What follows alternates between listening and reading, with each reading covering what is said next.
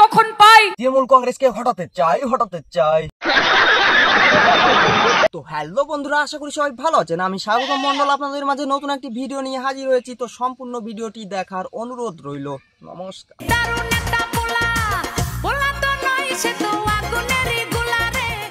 আচ্ছা স্যার, আপনি কোন দলকে সাপোর্ট করেন? আমি তৃণমূল করি।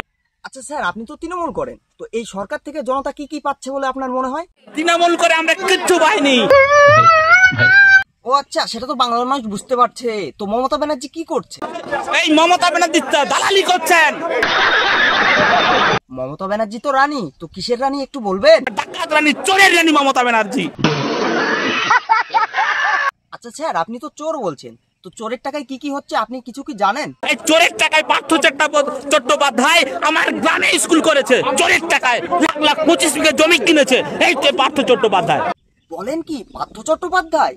তিনি আর কি কি করছেন? আমার গ্রামে বিসিএম ইন্টারন্যাশনাল স্কুল করেছে পিংলা ব্লকে দুজিপুর গ্রামে, আমার গ্রাম সেই গ্রামে। এবং মাঠের মাঝখানে আন্ডারগ্রাউন্ড বাড়ি করেছে।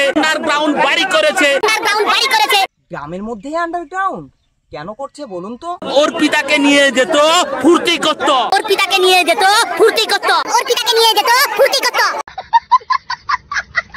আচ্ছা স্যার, এত আন্দোলন এত কষ্টের পরও যদি চাকরিটা ফিরে না পান তাহলে কি করবেন বলে মনে করেছেন? যদি আমাদের চাকরি না থাকে, ওই যে বিসিএম স্কুল করেছে, ওই যে আন্ডারগ্রাউন্ড বাড়ি করেছে, পুরো জ্বালিয়ে ছাড়খাড় করে দেবো আমরা।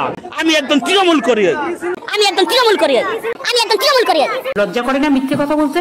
মিথ্যা ঝুড়ি। ভিডিওটি ভালো লাগলে অবশ্যই লাইক কমেন্ট করে আপনার মতামত অবশ্যই জানাবেন। আমি একদম তৃণমূল করি।